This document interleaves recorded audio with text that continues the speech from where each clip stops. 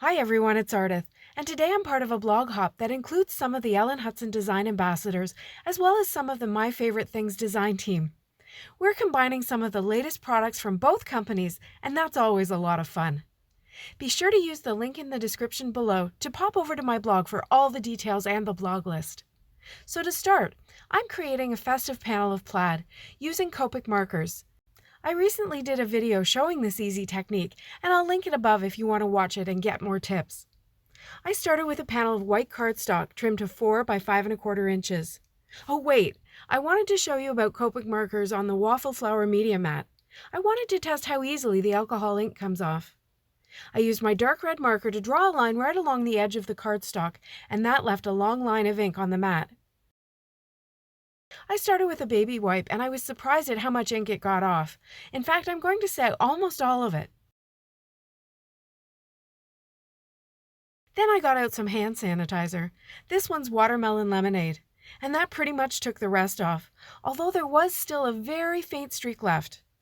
I didn't think to do this at the time, so a full day later, I went back to the mat with rubbing alcohol, and the ink came away completely. I'm not sure what Waffle Flower says about using rubbing alcohol on this mat, and I'm risk averse, so I decided to do the rest of my plaid making on my pad of recycled newsprint. Okay, so back to the actual card. I started by running my dark red marker around all 4 edges of the panel. This will give me a nice finished look when it's all done. And in fact, you could create colored mats like this. You do need a fairly steady hand, but other than that, it's not difficult. Once I did the border, I lined up my colors in order, and I just drew vertical lines and then horizontal lines until the panel was finished. As I came near the end of each direction, I kept an eye on how much space I had versus how many colors I had left, so that I would end on that dark red. That's the beauty of doing it freehand. It's okay if the spacing isn't perfect or if the lines aren't completely straight. Although I was thinking as I did this, that if you did it on a grid surface, that could really help you with spacing if that's something you're concerned about. I like the freehand look. I think it's kind of rustic and fun. I'll be using the new MFT Joyful Wreath die set. I cut it from white cardstock, and check out that long die with all the dots. Those are for the berries, and it's awesome that you can cut so many of them at a time. But I'm thinking you could also create lines of cut-out circles on a background, which would be really fun. Next, I did some Copic coloring of the little Santa from the Essentials by Ellen Holiday Characters set. I used E30 for his skin base, and then I came in with E53 for the shadows.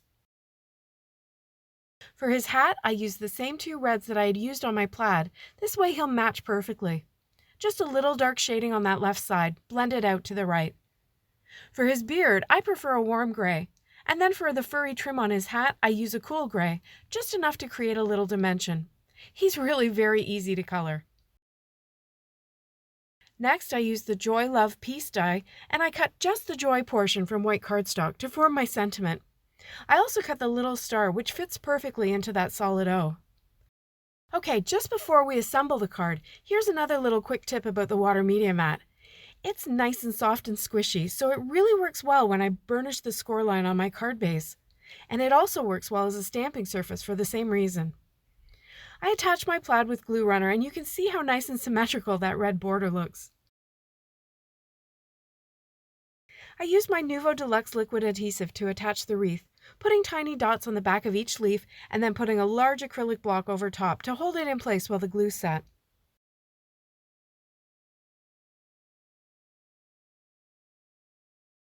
Next, I used the same adhesive to put the joy letters underneath the wreath. I used the lines of plaid to kind of center the word. I tapped off the excess glue onto some scrap paper for the O and the J, but I forgot for the Y, so I did have a little squishing out the side. It dries clear, but it's still visible if you really look for it, so I need to get into that good habit. To attach Santa, I used a mini wobbler, so the card will be a little interactive. As always, I had trouble with the release paper, but eventually I got there. My tip for attaching a die cut with a wobbler on its back is to squish the wobbler so that it's as flat as possible, and then place the die cut where you want it. That way there's no distortion of your placement because the wobbler was moving when you attached it.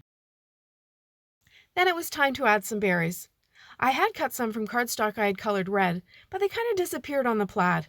So then I tried some Essentials by Ellen droplets in red and snowball, which you can see on my mat, but I had the same problem with them. In the end, I went with plain white berries that I had cut with the die from the Joyful Wreath set. It cuts 10 berries at once, and there are 5 obvious places to put them on the wreath, so placement is really easy. I used a jewel picker to help me pick up and place each berry. I took the star die cut and I colored it with the 2 reds that I had used on the plaid, with the darker red in the center and the lighter red all over to create some interest. I used liquid glue to attach it to the O. See how perfectly it fits? And it makes the O look like a peppermint candy. Finally, I added stardust stickles to all the berries and also to Santa's fur trim.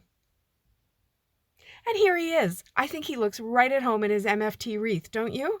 And here's a close-up of the joy word, which at this point I decided I didn't really like. So I cut another O and star, and I reversed the colors so that the red was underneath and the white was on top. I think I like this one better. It seems to stand out better from the busy plaid background. What do you think? Let me know in the comments below. Don't forget to head back to my blog to get all the blog hop details. If you enjoyed this video, please give it a thumbs up below and subscribe to my channel for more inspiration. Product links are below in the description and also on my blog. Thanks so much for watching. See you next time.